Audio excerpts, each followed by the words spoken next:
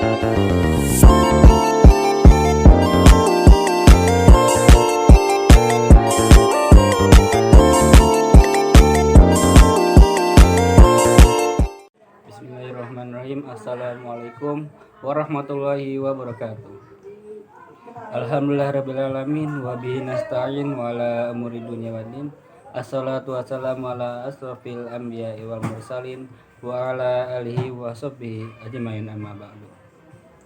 Perkenalkan, nama saya Muhammad Fikri dari jurusan Hukum Ekonomi Syariah, Fakultas Syariah dari kelas SC 1. Dan saya sini akan melaksanakan tugas PIH atau penalaran ilmu hukum yang berjudul sumber-sumber hukum.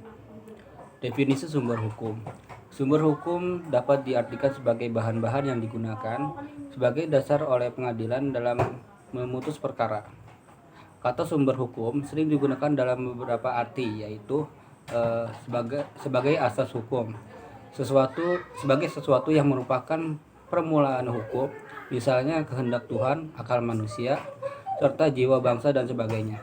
Yang kedua, menunjukkan hukum terdahulu yang memberi bahan-bahan kepada hukum yang sekarang berlaku, hukum Prancis, hukum dan hukum Romawi. Sebagai sumber berlakunya yang memberi kekuatan berlakunya secara formal kepada peraturan hukum atau penguasa atau masyarakat. Yang D, sebagai sumber dari mana kita dapat mengenal hukum, misalnya dokumen, undang-undang, lontar, batu bertulis dan sebagainya. Yang E, sebagai sumber terjadinya hukum, sumber yang menimbulkan hukum. Sumber hukum adalah tempat di mana kita dapat melihat bentuk perwujudan hukum. Dengan kata lain, sumber hukum adalah segala sesuatu yang dapat menimbulkan atau melahirkan hukum. Singkatnya, sumber hukum dapat juga disebut asal mula hukum. Yang kedua yakni jenis-jenis sumber hukum. Beberapa ahli hukum memberi berbagai sumber hukum yang masing-masing bisa berbeda antara yang satu dengan yang lainnya. Van Apeldoorn membedakan 4 macam sumber hukum, yaitu sumber hukum dalam arti historis, sumber hukum dalam arti teologis, dan sumber hukum dalam arti filosofis, sumber hukum dalam arti formil.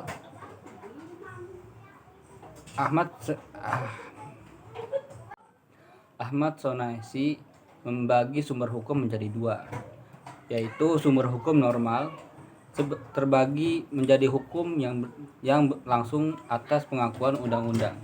Yang kedua, sumber hukum abnormal. Algra membagi sumber hukum menjadi 2, yaitu sumber hukum material. Yang kedua, sumber hukum formil. Dari pendapat di atas yang umum, A. Sumber hukum material. Sumber hukum material ialah tempat dari mana materi hukum itu diambil.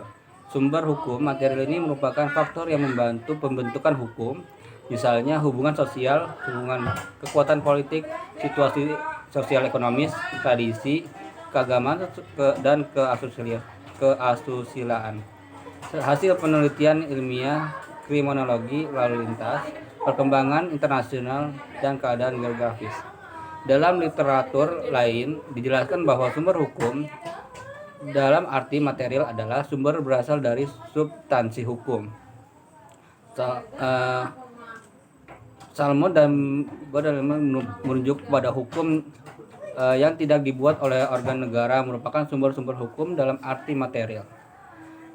Berbeda memiliki makna yang sama. Literatur lain lagi menjelaskan bahwa sumber hukum material adalah beberapa faktor yang dianggap dalam menentukan isi hukum. Yang B, yaitu sumber hukum formil atau formal.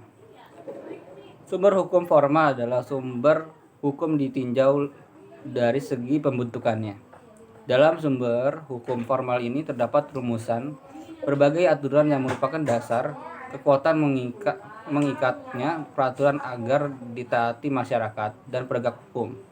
Atau dapat juga dikatakan bahwa sumber hukum formal merupakan causal effect dari hukum.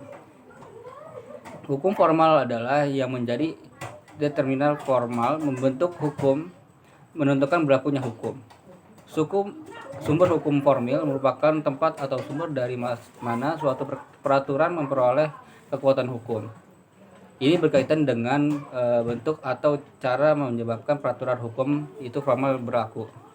Pendapat lain mengatakan bahwa sumber hukum dalam arti formal sebagai sumber berasalnya kekuatan mengikat dan validitas. Hukum yang dibuat oleh negara sumber-sumber hukum dalam arti formal. Sumber hukum dalam arti formal ini secara umum dapat dibedakan menjadi 5, yaitu undang-undang, yang kedua kebiasaan dan adat, yang ketiga tak terakat, yang keempat jurisprudensi, yang kelima pendapat ahli hukum terkenal. Dan itulah tadi materi dari saya. Sekian dari saya. Billahi taufiq wal hidayah. Wassalamualaikum warahmatullahi wabarakatuh.